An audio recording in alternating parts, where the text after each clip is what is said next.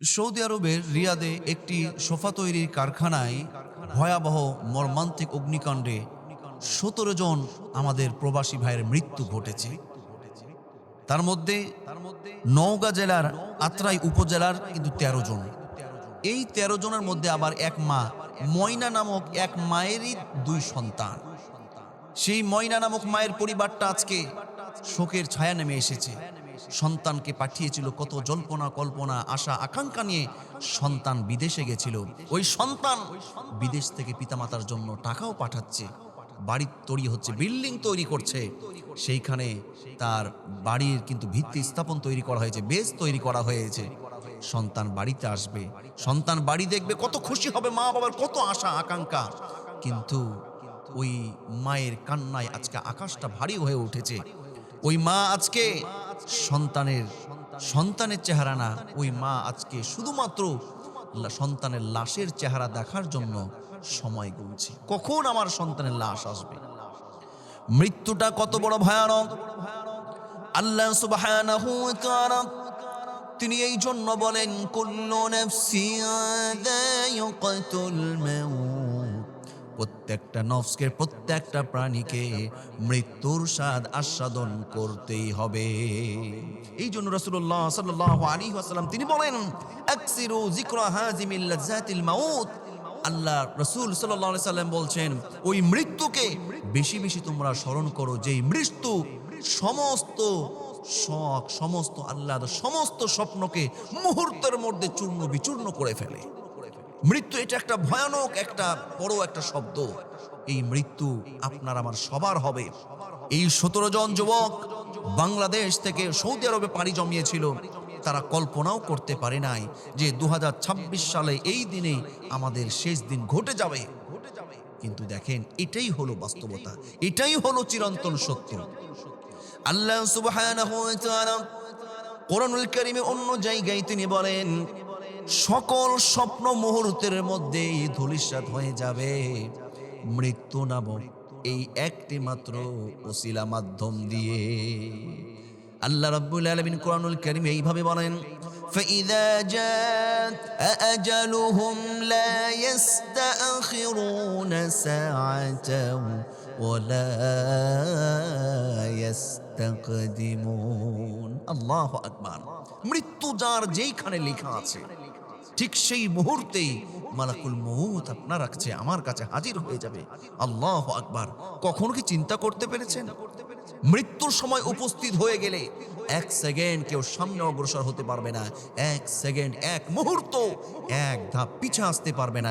এটাই হলো আমার আল্লাহর চূড়ান্ত ফায়সালা। এই জন্য এই ঘটনা থেকে ১৭ জন প্রবাসী ভাই তারা মৃত্যুবরণ করলো। এই ঘটনা থেকে আমাদের জন্য বড় শিক্ষা হলো, এই ঘটনা থেকে আমাদের জন্য বড় শিক্ষা হলো, আমাদেরকেও একদিন মৃত্যুবরণ করতে হবে। এই ঘটনা থেকে আমাদের শিক্ষা গ্রহণ করতে হবে যে দুনিয়াটা শুধুই মিথ্যা ছলনাময় রঙ্গমঞ্চ ছাড়া অন্য কিছুই না। আল্লাহ অন্য জায়গায় বলছেন, ওমাল হায়াতুদ দুনিয়া ইল্লা মাতাউল গুরুর।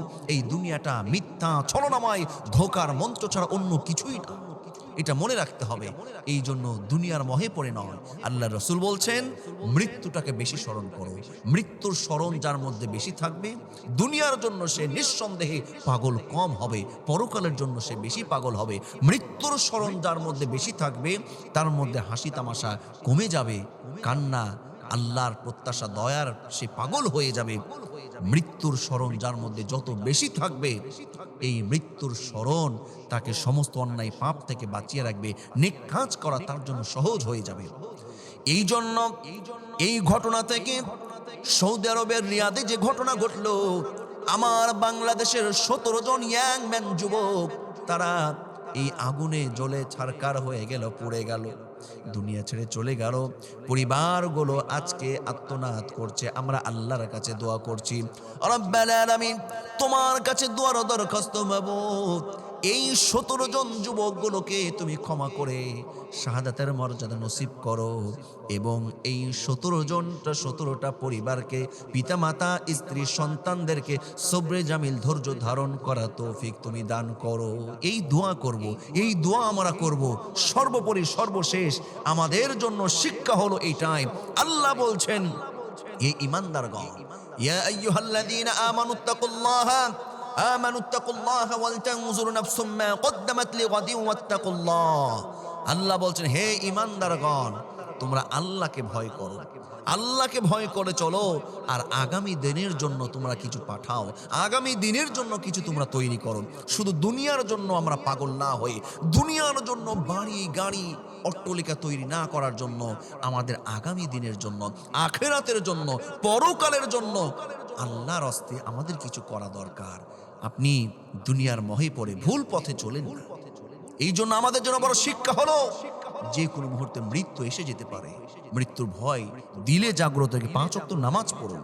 ও যুবক ভাইয়েরা, 5 ওয়াক্ত নামাজ পড়ো, সত্য কথা বলো, ইসলামের পক্ষে থাকো, হকের পক্ষে থাকো। এটাই তোমার জন্য বড়ই কিন্তু সাফল্যের কারণ হয়ে যাবে। আমি আবারও আপনাদের কাছে দোয়া চাচ্ছি এবং দোয়া করছি, আল্লাহ পাক আমার প্রবাসী ভাইগুলোকে মাফ করে দেন।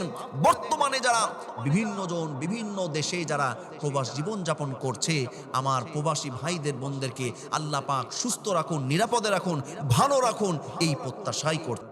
দুনিয়া ছেড়ে চলে গেল পরিবারগুলো আজকে আত্মনাদ করছে। আমরা আল্লাহর কাছে দোয়া করছি, রব্বাল আলামিন, তোমার কাছে দোয়ার দরখাস্ত মাবুদ, এই 17 জন যুবকগুলোকে তুমি ক্ষমা করে শাহাদাতের মর্যাদা নসিব করো, এবং এই 17টা পরিবারকে, পিতামাতা, স্ত্রী, সন্তানদেরকে সবরে জামিল, ধৈর্য ধারণ করা তৌফিক তুমি দান করো। এই দোয়া করব, এই দোয়া আমরা করব। সর্বোপরি সর্বশেষ আমাদের জন্য শিক্ষা হলো এইটাই, আল্লাহ বলছেন, এ ঈমানদারগণ, ইয়া আইয়ুহাল্লাযীনা আমানুত্তাকুল্লাহা ওয়াল তানজুর নাফসুম মা কদ্দামাত লিগাদিন ওয়াত্তাকুল্লাহ। আল্লাহ বলছেন, হে ঈমানদারগণ, তোমরা আল্লাহকে ভয় করো, আল্লাহকে ভয় করে চলো, আর আগামী দিনের জন্য তোমরা কিছু পাঠাও, আগামী দিনের জন্য কিছু তোমরা তৈরি করো। শুধু দুনিয়ার জন্য আমরা পাগল না হয়ে, দুনিয়ার জন্য বাড়ি গাড়ি অট্টালিকা তৈরি না করার জন্য, আমাদের আগামী দিনের জন্য, আখিরাতের জন্য, পরকালের জন্য আল্লাহর হস্তে আমাদের কিছু করা দরকার। আপনি দুনিয়ার মোহে পড়ে ভুল পথে চলেন না। এই জন্য আমাদের জন্য বড় শিক্ষা হলো, যে কোনো মুহূর্তে মৃত্যু এসে যেতে পারে। মৃত্যুর ভয় দিলে জাগ্রত থেকে 5 ওয়াক্ত নামাজ পড়ুন। ও যুবক ভাইয়েরা, 5 ওয়াক্ত নামাজ পড়ো, সত্য কথা বলো, ইসলামের পক্ষে থাকো, হকের পক্ষে থাকো। এটাই তোমার জন্য বড়ই কিন্তু সাফল্যের কারণ হয়ে যাবে। আমি আবারও আপনাদের কাছে দোয়া চাচ্ছি এবং দোয়া করছি, আল্লাহ পাক আমার প্রবাসী ভাইগুলোকে মাফ করে দেন। বর্তমানে যারা বিভিন্ন দেশে যারা প্রবাস জীবন যাপন করছে, আমার প্রবাসী ভাইদের বোনদেরকে আল্লাহ পাক সুস্থ রাখুন, নিরাপদে রাখুন, ভালো রাখুন, এই প্রত্যাশা